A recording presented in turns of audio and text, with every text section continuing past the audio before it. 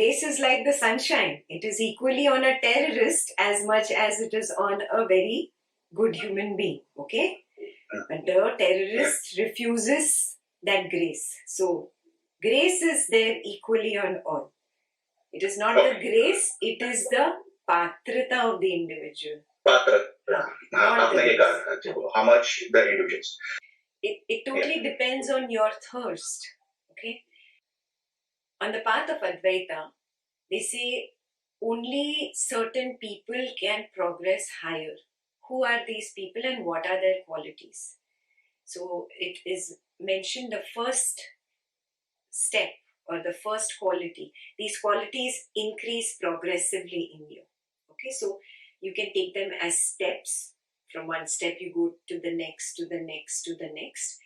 Some people, lucky people, are blessed with a little bit of each already. So there are different perspectives of looking at it. I'll just tell you the steps. Step one is the power of discriminating that I am lost in this material world and there has to be something about me that is more than just food, sex, money, relationships, everything that belongs to this material world. There has to be something more to me, to who I am. This discrimination, not just as a glimpse, but as a very strong thirst starts happening to the individual at step one. This is called Viveka. I'm telling you, completely Advaita Vedanta. Okay? This is called Viveka, the power of discrimination. Now, he starts seeing there has to be something more to me than just this body and just this mind. This power of discrimination is like a blossoming flower. It keeps blossoming little by little, petal by petal, petal by petal. So it's not that when I go to stage 2 to explain stage to you that stage 1 is over. It's not over. The next petal flowers slowly as we go. So you understand? Though I'm explaining in 1, 2, 3, 4, it is just to help us understand it. Okay? Now, second, what happens is a natural dispassion starts happening towards the material world, and a person starts really feeling that this thirst to know myself is so intense that automatically this is priority. It's not that he's not taking care of his child or doing his job or earning his money. He might be a stock trader continuously surrounded by money, in thought, in action, all the time probably. But such a person also is doing all that as just to bring food to the table, to move on with the karma of this body. It's not his first priority anymore. His first priority has now become the search for who really am I. There has to be something. So you see, from one, at one, he has this distinction between the outside world and this inside thirst of who am I. And in 2, here it becomes a little less important and this becomes more important. So that's how it's going. Yeah? Now, at stage 3, he starts blossoming into his body-mind complex, gets recharged with this new energy, because now obviously he's not just interested, he's picking up books, he's going to this teacher, he's going to that teacher, he's really working hard to figure it out. Yeah, he's meditating. So all this is happening on the side. So at stage 3, now his mind starts becoming calmer, quieter. This becomes a natural phenomena in a person who is not always thinking about grasping and greedy for the world all the time. I mean, that is also there. When he is at work, he's doing his things. He is greedy, he's doing those things. He has still not become a yogi. Yeah? But there is this stronger thirst that is helping him become calmer, and so this greed is reducing automatically. Yeah? A little bit of calmness is required for a person to go into meditation, even to start meditating, correct?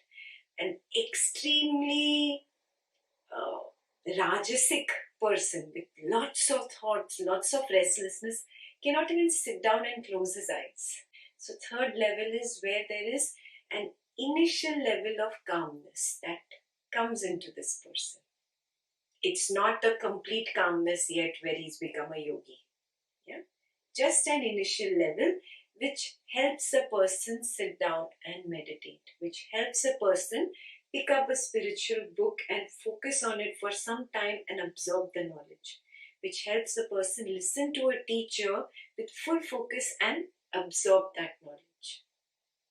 Clear? Stage 3 clear?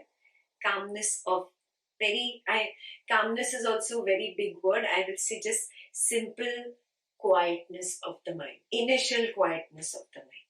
Okay.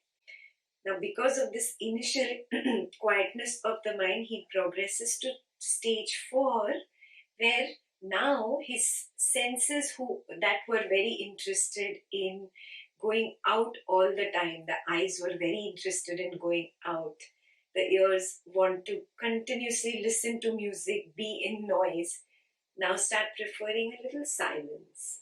The eyes are okay with just being in. Yeah, you know what I'm saying? The senses have now started listening to this person, or the senses themselves have started becoming quieter and calmer. Clear? So the senses becoming calmer is stage 4. Yeah? Then is stage 5, a higher level where the mind starts listening to me. Yeah? Till now, I didn't even know that I'm different from the mind. So I was the slave of the mind. The mind took me here, took me there all day into this thought, that feeling, continuously. It kept kicking me around. Suddenly, there is a distinction, a little distinction, and the mind has started listening to me. So it's not just initial calmness, it's not just the senses listening to me, but the mind overall, which means even the memory has now become quieter. I'm not saying it does not bring up past, but now you don't get so involved. Yeah, thoughts do come up, but then it's pointless. It's the past. So now you don't indulge in the past thoughts as you used to before. So you understand what I mean by mind also listening to you or becoming calmer. Yeah. This progresses into a higher stage, stage number 6, where along with the quietness of the body, along with the mind listening to you, a strong determination comes in you. If you decide that I have to do trekking this Sunday, and come what may, I'm going to climb this mountain.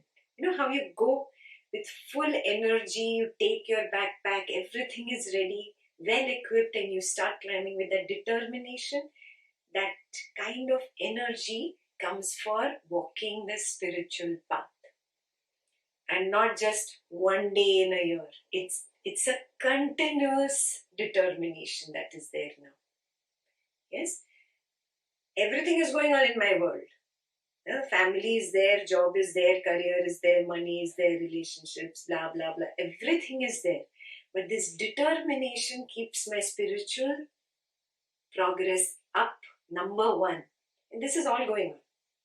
Yeah, this is when the mind gets tired of this, because the mind has a capacity, the intellect has a capacity of focusing on something. Then I do this, take care of this, do this, finish this, finish this. Now I got a break doing all this, and I come back here, but on a daily basis. Yes, and sometimes multiple times a day I'm back here, either in the form of reading a scripture or listening to a talk or meditating or contemplating on what I heard from a teacher or read from a book. Now, because of so much determination, because of everything working in line with you, you will get a glimpse of the knowingness, a taste of the knowingness. So we have so many people join us for this Advaita retreat. 150 people join. Yeah, not everybody would have got the taste of that knowingness. The people who got a glimpse, got a taste, had accumulated all this wealth. Yeah, I call it the inner wealth. It's not outside. Yeah, this is all the inner wealth. So that brings another encouragement. Yes, I am so close. This is what I call Shraddha. Shraddha is that which comes from me tasting, even if I'm getting just one drop of that nectar. It gives me a kind of proof that yes, the ocean is not far away. Got it? Shraddha is not believing Ekta just because she said so, or Shraddha is not believing that scripture. So even when you were reading the scripture through all these stages to number 7, there was still no Shraddha. There were lots of doubts. There were lots of things that you wanted to clarify, wanted to define, wanted to challenge. But now at 7, there is no more doubt that enlightenment is real. Yes? And when you reach this taste, then only can number 8 happen, which is samadhan or contentment. Yeah? Finding that last step. Now, going from 7 to 8 can happen in a weekend, in one session, and for some people, going from 7 to 8 can take lifetimes. Yeah, totally depends on, again, how much intensity, how much of 1 to 7 they keep applying. How much is that thirst? Clear? If you're ready to die for it, it will come to you. Nothing short of that will work, huh?